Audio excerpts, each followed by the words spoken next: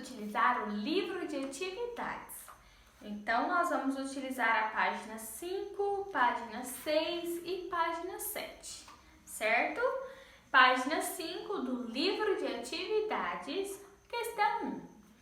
Durante o século XIX, na Europa, os sistemas políticos e econômicos instituídos foram objeto de reflexão de diversas ideologias. Pode-se afirmar que tais reflexões foram decorrentes dos problemas acarretados pela rápida industrialização? Sim, verdadeiro, porque nós estamos falando de um processo de revolução industrial. Então, a letra correta é a A. 2. Influenciado pelas ideias iluministas, o liberalismo surgiu como uma teoria que buscava, acima de tudo, a liberdade econômica. Assinar a alternativa que não corresponde a uma característica dessa doutrina. Então, a alternativa errada. A. Livre concorrência e autorregulação da economia? Verdadeiro. B. Aumento da produção de acordo com as necessidades do mercado? Sim, Lei da oferta e da demanda. C. Mínima intervenção do governo na economia? Sim, verdadeiro. D. Garantia da segurança dos direitos dos indivíduos por parte do Estado? Verdadeiro. E. Apoio ao Estado absolutista? Não. Então, a resposta correta é a letra E. 3. Analise o trecho de texto. Em uma economia baseada na propriedade privada e na livre iniciativa, os agentes econômicos, indivíduos e empresas preocupam-se em resolver isoladamente seus próprios problemas, tentando sobreviver na concorrência imposta pelos mercados. De acordo com o texto e seus conhecimentos, responda às questões a seguir. A. Qual característica do liberalismo o texto se refere? A ideia de livre concorrência. A ideia de livre concorrência. B. Segundo os princípios do liberalismo, de que maneira esse sistema econômico resolveria isoladamente seus problemas? Eles defendiam a livre concorrência, a qual obrigaria os empresários a buscar, de modo constante, a máxima qualidade de seus produtos, para aumentar as vendas e, consequentemente, a produção, baseando-se na ideia da lei da oferta e da demanda. 4. Relacione os conceitos: A. Ideologia, B. Burguesia, C. Revolução, D. Proletariado. Mudança ou transformação radical de um modelo já estabelecido, podendo ser cunho político, cultural, social, econômico ou religioso. Nós chamamos isso de revolução. Letra C. Grupo social que surgiu na Idade Média e passou a ser detentor dos meios de produção, que é a burguesia. Letra B.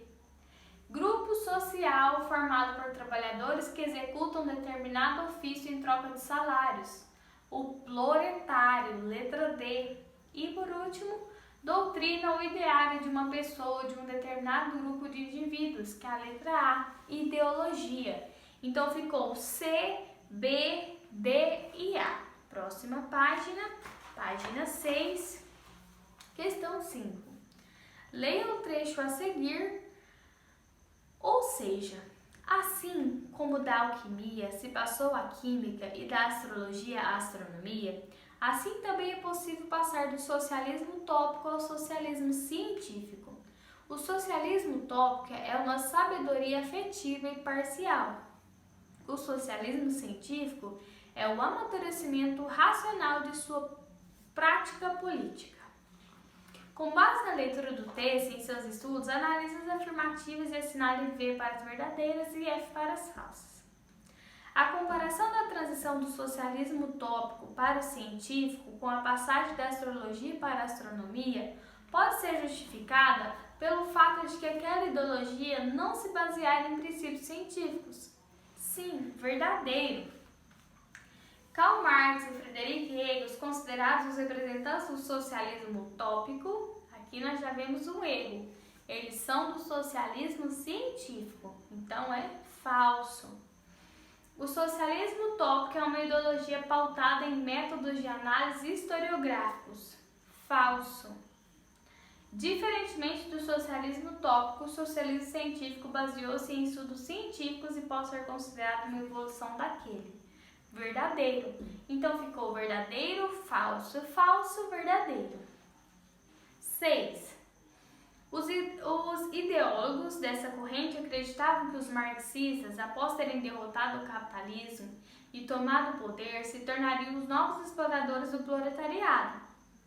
Uma vez conquistando o poder, eles se transformariam em uma minoria privilegiada de ex-trabalhadores, que com o poder nas mãos passariam a representar a si mesmos e a defender seus direitos a governar o povo. Para esses ideólogos, o Estado deveria ser destruído pelos trabalhadores imediatamente após a Revolução Proletária. O texto apresenta algumas principais preocupações dos socialistas? Não. B. Sociais-democratas? Não. C. Anarquistas? Sim, verdadeiro. Então, a número 6 é a letra C. 7. Observe as ideias de 3 pensadores da Idade Moderna. Adam Smith, escocês, em sua obra Riqueza das Nações, afirmava que a única fonte de riqueza era o trabalho e não a terra. A ideia central da doutrina de Karl Marx, alemão, é que a história das sociedades humanas é a história da luta de classes. Thomas Malthus, inglês, em sua obra Ensaio sobre o Princípio da População, escreveu que a natureza impõe limites ao progresso material, já que a população cresce em progresso geométrico, enquanto a produção de alimentos aumenta em progressão aritmética. Pode-se afirmar que A. Os 3 pensadores defendem o liberalismo clássico?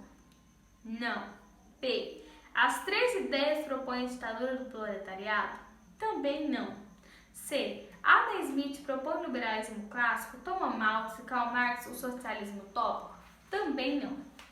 D. Thomas Malthus e Adam Smith defendem o pensamento liberal clássico e Karl Marx foi um dos autores do socialismo científico? Sim, verdadeiro. Então, a correta é a letra D. 8. Neste capítulo, você estudou alguns pensadores do século XIX.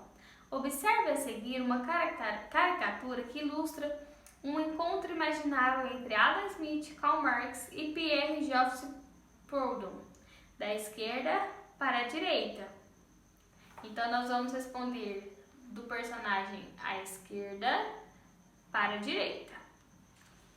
Em seguida, complete os balões de diálogos com as frases que se adequam às ideias de cada um dos pensadores representados. A primeira frase diz: a riqueza de uma nação se mede pela riqueza do povo e não pela riqueza dos príncipes. Aqui nós estamos falando de Adam Smith.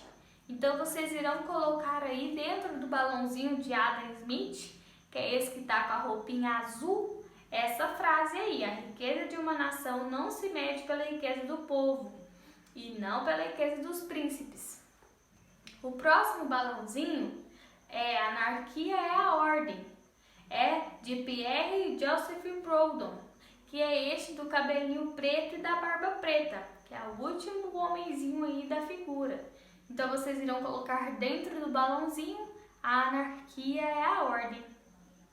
E a última frase é de Karl Marx, este da cabecinha branca e da barba branca, que diz: as revoluções são a locomotiva da história. Então, vocês irão colocar dentro do balãozinho de Karl Marx: as revoluções são a locomotiva da história. 9. Entre 1814 e 1815, representantes das nações europeias reuniram-se no chamado Congresso de Viena. As principais discussões desses encontros giraram em torno a. Da adoção do Código Napoleônico por todos os estados europeus como forma de modernizar as instituições sociais e adequá-las ao desenvolvimento capitalista do período? Não. B. Da reorganização da Europa após as guerras napoleônicas, procurando garantir à burguesia os avanços conquistados após anos de revoluções? Também não. C. Da definição de fronteiras e governantes europeus a partir da ideia de legitimidade, isto é, a restauração do poder e das divisões territoriais anteriores à Revolução Francesa? Sim, verdadeiro. Então, a letra correta é a letra C. 10. Sobre a ditadura social, sobre a doutrina social da Igreja no século XIX, assinale a alternativa correta. A.